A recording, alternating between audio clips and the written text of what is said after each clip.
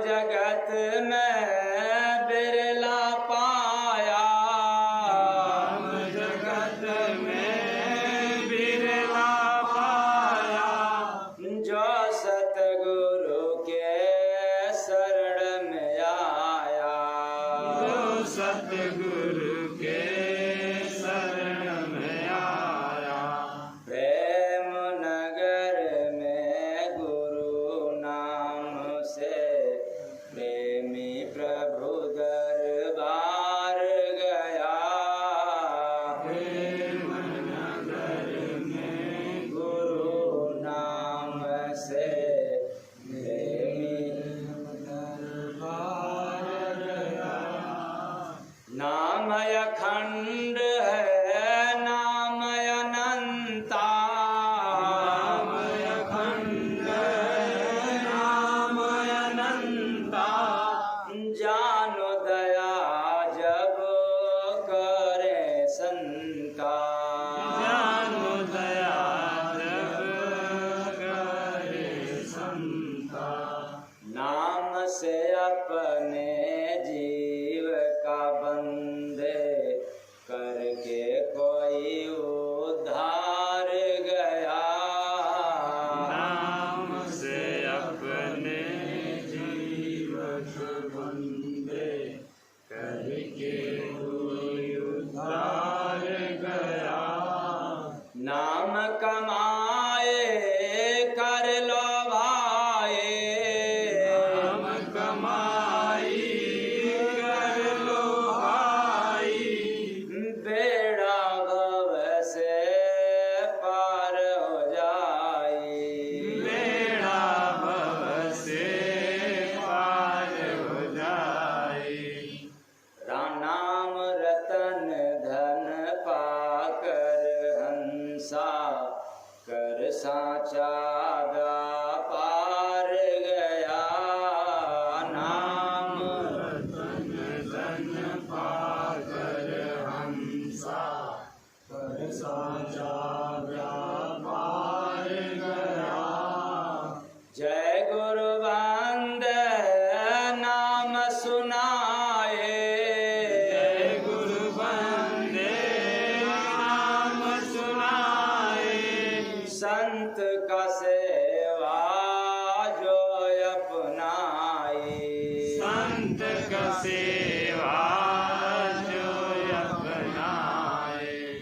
सेवा सत्संग किया जो मानो, गुरु संग लेकर सार गया, सेवा सत्संग किया जो मानो, लेकर गुरु का सार गया।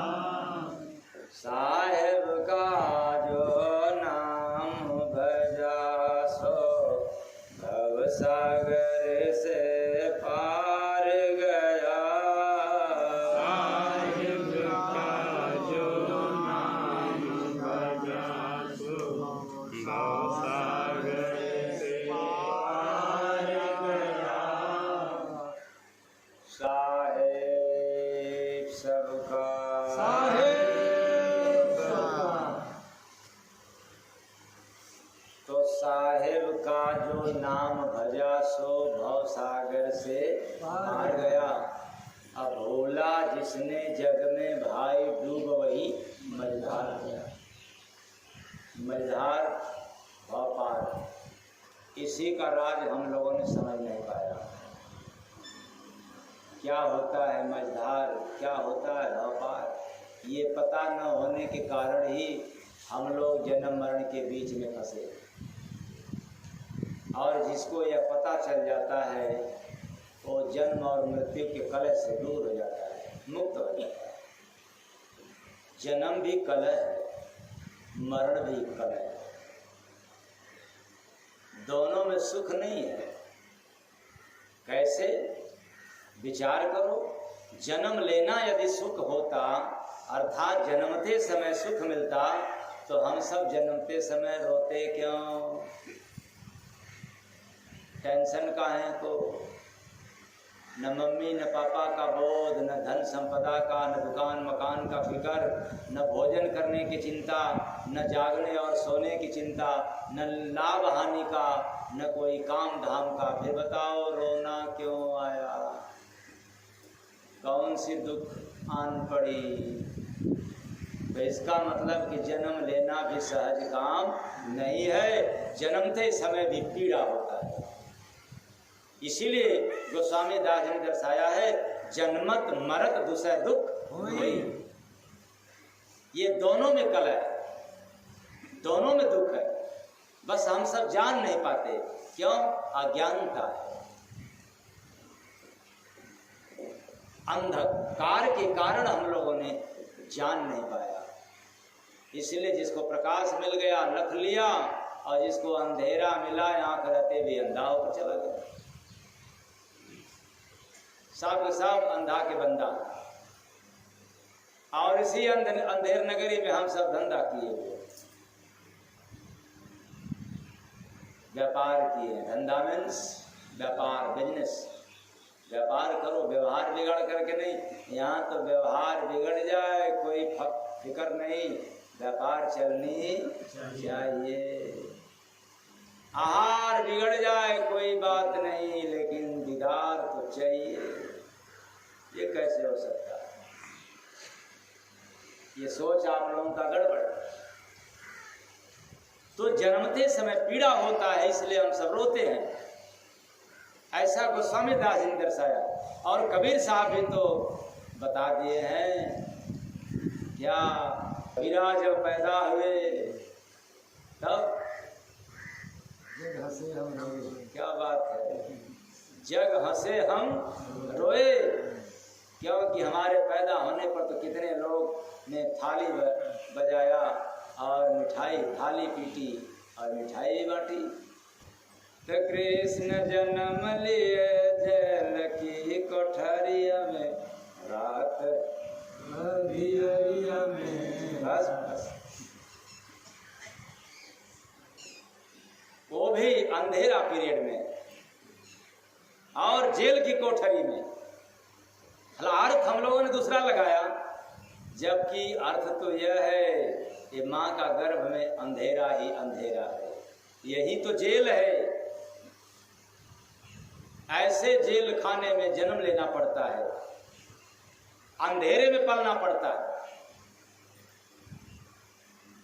तो माँ के गर्भ में पीड़ा, क्योंकि पैर ऊपर और मुंडी नीचे, और उसके बाद भी न खाने पीने का कोई स्वतंत्रता, न बात करने का, न बात सुनने का कोई स्वतंत्रता नहीं है। माँ तीखा खा ले तो बच्चे पर असर, माँ मीठा खा ले तो बच्चे पर असर, माँ गर्म पानी पी ले किस पर असर? तो जन्मत मरद दुसह दुख होई। माँ मिर्च खा ले किस पर असर? क्या बात है। जन्म लेने से पूर्व असह पीड़ा होता है, और जीव को स्वीकार करना पड़ता है, शरीर को नहीं। इसलिए जन्म लेना आसान बात नहीं है, बहुत कष्टों से सफर करते हैं हम लोग, और 9 माह तक सफर करना पड़ता है दुखों के सेज पर, रात दिन दुख ही दुख है। इसलिए तो जीव फरियाद करता है प्रभु से, आप प्रभु कृपा करो भांति, और सब कज भजन करत दिल। असह पीड़ा को सहन नहीं कर पाता, बर्दाश्त नहीं कर पाता है, तब फरियाद करता है। ये भजन करेंगे तो जन्मते समय असह पीड़ा, और इससे भी ज्यादा कबीरा जब हम पैदा हुए जग हंसे हम रोए, ऐसी करनी कर चलो कि जग रोए हम हंसे जग रोए। क्या बात है। मौत को भी, मौत के सिर पर पांव रख करके चले, और मौत तो हम लोगों के सिर पर पांव रखा है। जब न किसी को दबा दे श्री राम नाम, डर है हमेशा किसका? मौत का। सांप दिखाई दिया तो किसका डर? और बंदूक खाली दिखाई दिया तो किसका डर? मौत का। मनुष्य का जन्म पाए हमेशा हंसने के लिए, और यहाँ कदम कदम पर डर है, भय है, कब न मर जाए। और अस्पताल में चल गए तो डर किसका? डॉक्टर साहब कृपा करके कोरोना न होने पाए, नहीं रोना पड़ेगा। हर पल पल, हर क्षण क्षण, कदम कदम पे डर है मौत से। इतना भय, इतना डर, इतना दुख। बस एक ही समय हम लोग नहीं डरते हैं, पाप करते समय, यही ना? करते रहो, भगवान थोड़ा देख रहा है, तो चोरी से नहीं कर रहा हूँ, भगवान तो ऊपर है। और फिर भूल गया कण कण में प्रभु का वास है। अरे तेरे अंदर प्रभु का वास है, कण की बात छोड़ दो, तेरे अंदर तू कहीं भी करेगा प्रभु तेरे पास है, तू बचने वाला नहीं है। तो जन्म लेते वक्त कष्ट, असह पीड़ा, और मरते समय जन्मने से भी अधिक पीड़ा होती है। ऐ चेतन प्राणी, विचार करो, जब ऐसी पीड़ा हम लोगों के जीवन में है तब क्या करना चाहिए? इस पीड़ा से मुक्ति चाहिए। तो मुक्ति तो संसार में तो नहीं मिलेगा, भव पार जाना पड़ेगा। और जब भवसागर पार जाना है तब एक काम तो करना ही पड़ेगा, एक काम करना पड़ेगा। वो क्या? साहिब का जो नाम भजा सो भव सागर से पार गया। साहिब का जो नाम भजा सो भव सागर से पार गया। तो साहिब का, प्रभु का नाम जब लेकर के हमने आधार लिया, भक्ति भजन किया, तो भवसागर पार हो गया। इंसान के पास ताकत नहीं है पार करने की भवसागर, कितना भी ताकतवर क्यों न हो जाए, फिर भी संसार से पार नहीं जा सकता।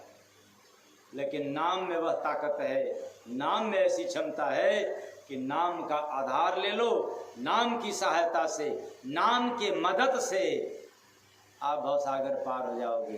क्योंकि नाम में ताकत है पार करने की, इंसान में ताकत नहीं है। वरना सब के सब मरने के बाद कहाँ चले जाते? भवसागर पार। याद रखना, कोई भी आज तक मरने के बाद न भवसागर पार गया है न कभी पार जाएगा। भवसागर पार जाने का मार्ग सिर्फ जीवित रहते। इसलिए छोड़ देना कल्पना, मरने के बाद हमारे माता जी का स्वर्गवास हो गया, पिताजी का स्वर्गवास हो गया है, फलाने ढकाने का स्वर्गवास हो गया, और तो मर गए, अब कहाँ गए स्वर्ग में? जीते जो नहीं गया वो मरने के बाद नहीं जा सकता। इसलिए पार जाने की व्यवस्था केवल मनुष्य तन में है, जिंदा रहते। कभी गया? नहीं गया। क्यों नहीं गया? साहिब का जो नाम भजा सो भव सागर से पार गया। साहिब का जो नाम भजा सो भव सागर से पार गया। इसलिए लंका पे चढ़ाई करते समय पहले भगवान श्री राम ने सेतु बंद किया, पुल का निर्माण। और पता है पुल का निर्माण किससे हुआ था? पत्थर से। और पता है कि पत्थर तैरता है, पत्थर में ताकत नहीं है तैरने की। लेकिन जब राम का नाम जिस पत्थर पर अंकित हो जाता था वह पानी पर भी तैरने लगता था। यानी राम नाम में इतनी बड़ी ताकत है, हरि नाम में, प्रभु नाम में, साहेब नाम में इतनी बड़ी ताकत है कि पहाड़ जैसे पत्थर को भी हल्का बना देता है तैरने के लिए। और ऐसे ही मनुष्य के जीवन में कितना भी पहाड़ जैसा पाप का बोझ हो जाए, लेकिन राम नाम की नशा जब चढ़ जाएगा तो सारे पाप की गठरी क्या हो जाएगी, हल्का हो जाएगा और तारन तार हो जाएगा, भाव पार हो जाएगा। इसलिए मैंने तो तेरा नाम लेकर के हर काम किया है, ये उसके लिए है जिसको नाम का नशा चढ़ गया है। तो मैं तो तेरा नाम लेकर के हर काम किया है मेरे सदगुरु। और लोग समझते हैं कि बंदा बड़ा किस्मत वाला है। कौन वाला है? किस्मत वाला है। कोई जान नहीं सकता कि ये नाम वाला है, बस सभी लोग समझ गए कि ये बड़ा किस्मत वाला है। क्योंकि नाम और बदनाम में क्या फर्क है भाई? क्या अंतर है? थोड़ी सी अंतर है, उसको जान लो। नाम तो खुद कमाना पड़ता है, किसी और को नहीं कमाना पड़ेगा, खुद को स्वयं को कमाना पड़ता है। और बदनामी तो लोग आपको कमा कमा के देते रहते हैं। लो बदनामी, फलनवा ऐसा, फलनिया ऐसा, एकनवा लोग कमाते रहेंगे, कमा कमा करके आपको उपहार में देते रहेंगे। तो बोलो कौन सा अच्छा है, नाम या बदनामी? तो फिर नाम कमाओ, नाम कमाओ, नाम की कमाई करो। साहेब का जो नाम भजा सो भव सागर से पार गया। साहेब का जो नाम भजा सो भव सागर से पार गया।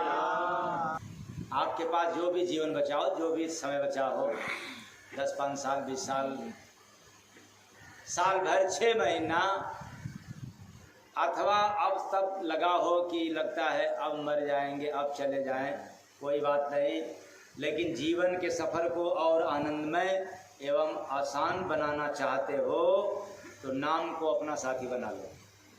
किस लिए?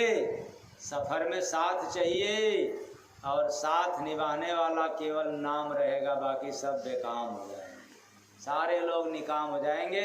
क्योंकि कोई आपके साथ जाने को तैयार नहीं होगा।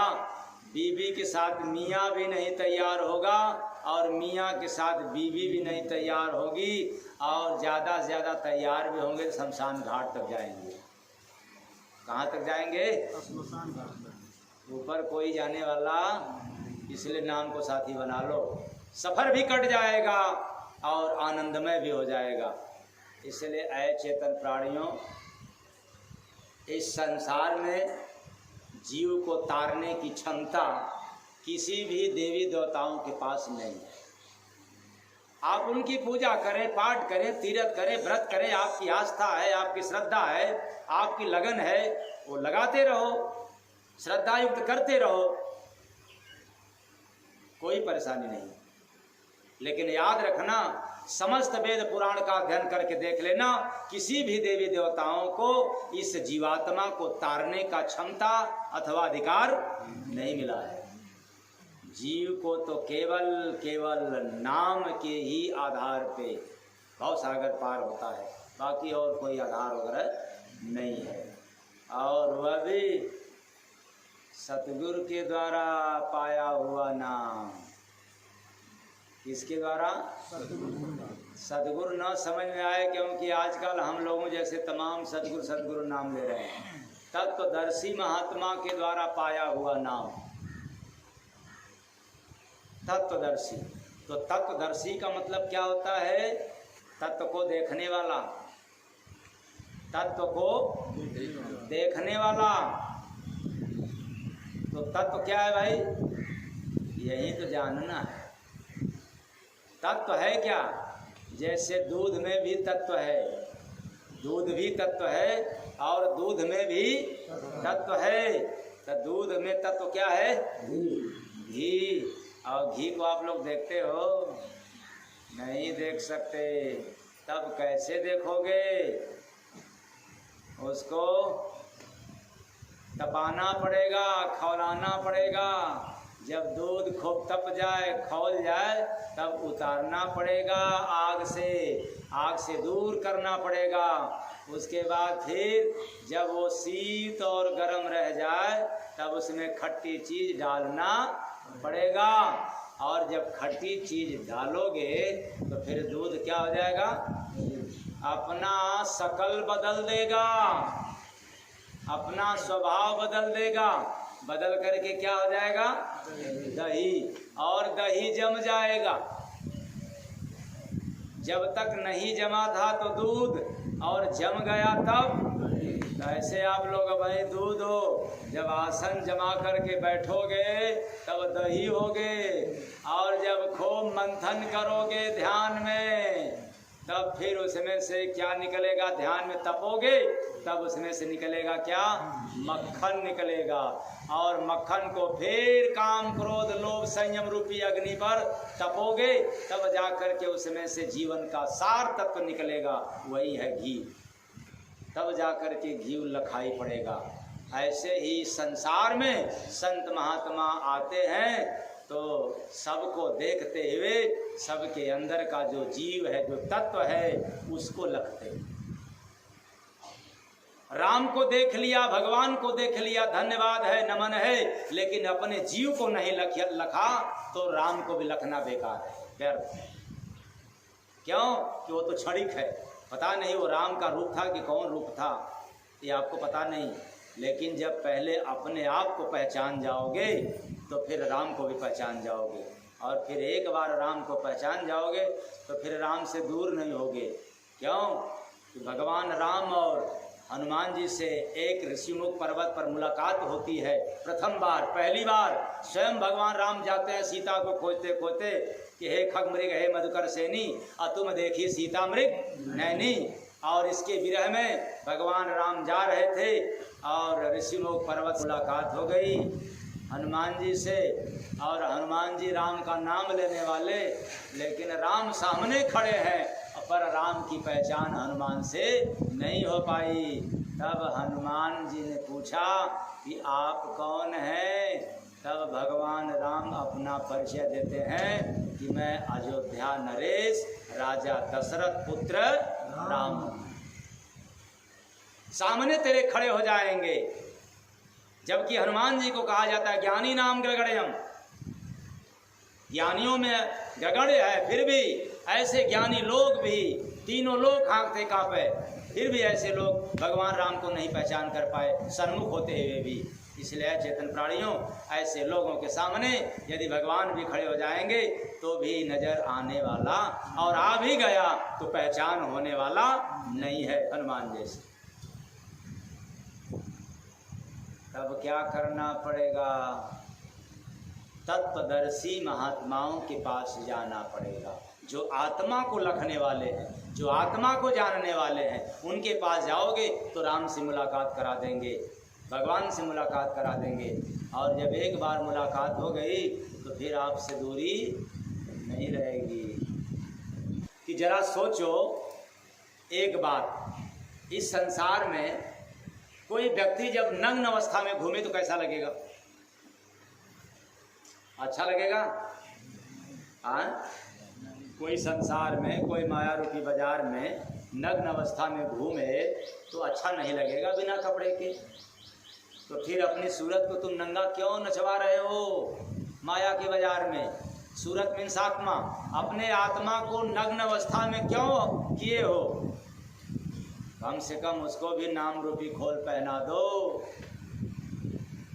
जब नाम का श्रृंगार हो जाएगा, नाम का आधार मिल जाएगा, तो यह भी तारन तार हो जाएगा, भवसागर पार हो जाएगा। तो नाम सतगुरु कया गम अपार बाय भजन के आधार बाय ना। नाम सतगुरु कया गम अपार बाय नाम के आधार बाय ना। तो नाम सतगुरु का अगम अपार बा, उस नाम में कोई गम नहीं है। जितने नाम को लेते जाओगे उतने गम से गमों से दूर होते चले जाओगे। और यही नाम भजन का आधार होता है। यह नाम नहीं मिला तो आप चाहे जो भी नाम होठों से ले रहे हो वो पूजा में आएगा, पाठ में आएगा, तीर्थ में आएगा, लेकिन भजन में नहीं आ सकता। तो नाम सतगुरु कया गम अपार बाय भजन के आधार बाय नाम। नाम सतगुरु कया गम अपार बाय भजन के आधार बाय नाम। नाम बजता है गगन में कोई सुनता हो, भजन में कोई सुनता हो, भजन में कोई सुनता हो, भजन में। याद रखना, जब संत फकीरों के पास जाओगे नाम पाओगे तो वह नाम से आपको पकड़ा देंगे। कौन सा नाम? जो गगन में बजता है। कौन सा गगन? वो ऊपर नहीं, ये आपके शरीर के ऊपरी भाग में गगन में, अर्थात दोनों आँखों के भाव के मध्य में, जहाँ पे टीका चंदन और विधिया लगाई जाती है, उसी स्थान से आपको नाम की ध्वनि सुनाई देगा, जिसको अनहदनाद कहते हैं। ये संत महात्माओं के पास जाने पर संभव है, इसके अलावा आपको कहीं सुनाई देने वाला नहीं है। तो नाम बजता है गगन में कोई सुनता हो, भजन में कोई सुनता हो, भजन में कोई सुनता हो, भजन में। ध्वनि आठों पहर संचार बाय भजन के आधार बाय नाम। ध्वनि आठों पहर संचार बाय भजन के आधार बाय नाम। उस नाम में, उस ध्वनि में निरंतर बजता है। आठों पहर आप सो जाते हो फिर भी ध्वनि निकलता रहता है। कैसे? आप सोते हो, लेकिन जो आपके अंदर श्वासा है ये तो कभी नहीं सोती। और जब यह सो जाए तो श्री राम नाम सत्य है। इसलिए आप सो जाते हो, आप थक जाते हो, आप बैठ जाते हो, लेकिन श्वास तो निरंतर चलता रहता है। और वह तो हर श्वास में, हर आती जाती श्वास में ध्वनि निकलती है। बस हमें सुनाई इसलिए नहीं देता कि हमें कोई संत सद्गुरु का आधार नहीं मिला, कोई सहायता नहीं मिला, कोई आश्रय नहीं मिला, कोई आधार नहीं मिला।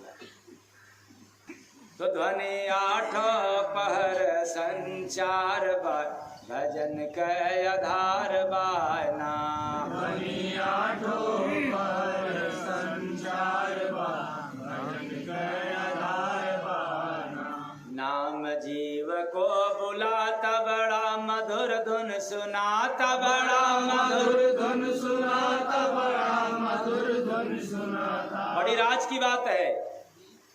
संसार में आकर के जीव अटक गया, काल माया के देश में, मझधार में, दुख और सुख में, दुख और सुख के बीच में, जन्म और मरण के बीच में। मतलब न कायदे से जन्म का सुख पाया, न कायदे से मरण का सुख पाया, ये दोनों में फंस गया। इसी को कहते हैं मझधार, बीचों बीच।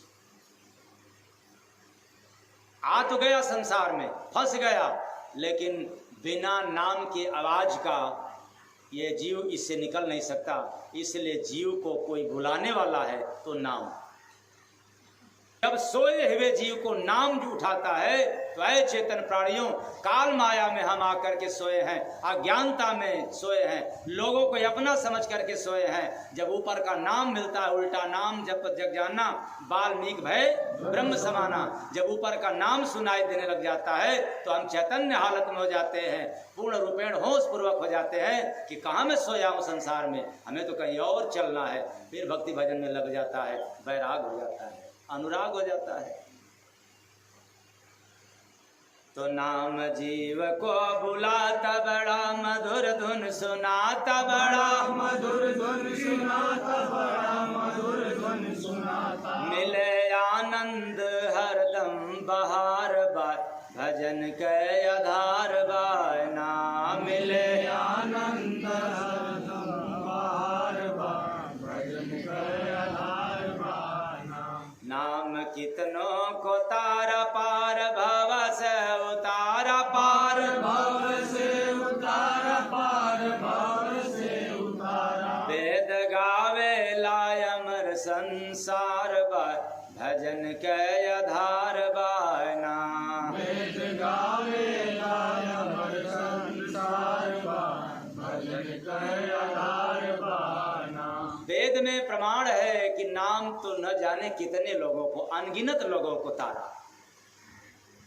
एक दो लोगों की बात नहीं है, अनगिनत लोगों को तारा है। और आप भी नाम का आधार ले लोगे तो आप भीतर जाओगे, और नहीं लोगे तब मर जाओगे। बार बार मरना पड़ेगा और बार बार जीना पड़ेगा। ऐसा वेद गाता है। वेद में प्रमाण है कि संसार अमर है। आप नहीं थे तो भी संसार था, आप हैं तो भी संसार है।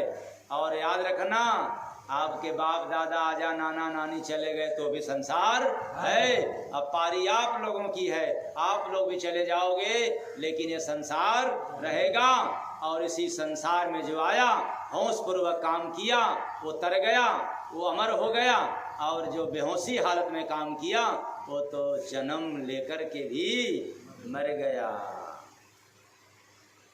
तो नाम लिखा नहीं जाता हंस, अनुभव में पाता हंस। अनुभव में पाता हंस, अनुभव में पाता। अरे जो संत महात्माओं के द्वारा नाम पकड़ाया जाता है, जिस नाम में आवाज आती है, जिस आवाज को सुन करके जीव जाग जाती है, होश पूर्वक आ जाती है, जिसकी मूर्छित अवस्था समाप्त हो जाता है, वह नाम लिखा नहीं जाता। उसको नहीं कहा जा सकता राम राम राम राम, दुर्गाय नमः स्वाहा, ओम नमः शिवाय, नहीं जपा जा सकता।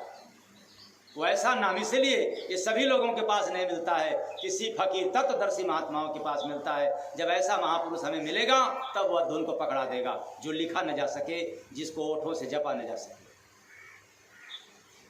उसी को तो कहते हैं ध्वनात्मक नाम। कौन नाम? ध्वनात्मक नाम। मस कागज छुयो नहीं, कलम गयो नहीं मान। बाकी तो नाम बोलने वाला है, लिखने वाला है। ये तो बड़ात्मक नाम है, कुछ भी बोलो। राम को रहमान को, सीता को सिया राम को, ये तो आपके ऊपर है। लेकिन ये ध्वनात्मक नाम तो संतों के पास मिलता है। तो नाम लिखा नहीं जाता हंस, अनुभव में पाता हंस। अनुभव में पाता हंस, अनुभव में पाता। जाना शब्द का पूरा बाजार बा, भजन के आधार बाना। जाना शब्द का पूरा बाजार बा, भजन के आधार बाना। जीव नाम से आया भेद बिरला है पाया, भेद बिरला ही पाया, भेद बिरला ही पाया। ये तो और कठिन बात आ गई। साहेब का जो नाम भजा सो भव सागर से पार गया। और यहाँ को क्या सुनाई दे रहा है कि जीव नाम से आया, अभेद बिरला ही पाया। ये आपको पता ही नहीं है कि ऊपर से जीव कैसे आया, माँ के गर्भ में जीव कैसे जाता है, कोई अता पता नहीं है।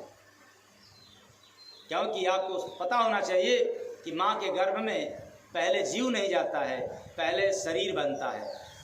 पहले लिंग का भेद पता चलता है कि स्त्रीलिंग है कि पुरुष लिंग है। ये मांस का लोथड़ा बनता है। लेकिन जीव तो कहीं अभी है, वो आया नहीं है। पर माँ के गर्भ में जीव तो पड़ा है, वो गर्भ में नहीं जा सकता, पूरे शरीर में है। लेकिन एक नया जो शरीर बन रहा है उसमें नहीं जा सकता। वो नाम के आधार पे, कर्मों के अनुसार जीव को गर्भ में भेजा जाता है। और नाम का सहायता तो दिया गया, नाम का आधार तो मिल गया, जीव चला गया। अब जब जीव संसार में आ गया तो फिर उसको कोई आधार नहीं मिला, इसलिए बेकार होकर के जाते हैं।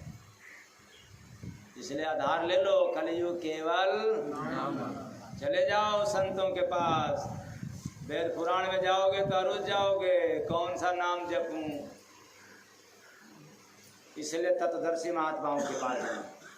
तो जीव नाम से आया, भेद बिरला ही पाया, भेद बिरला ही पाया, भेद बिरला ही पाया। स्वामी सतगुरु कृपा से उद्धार बाय, भजन के आधार बायना। स्वामी सतगुरु कृपा से उधार बार, भजन के आधार बाना।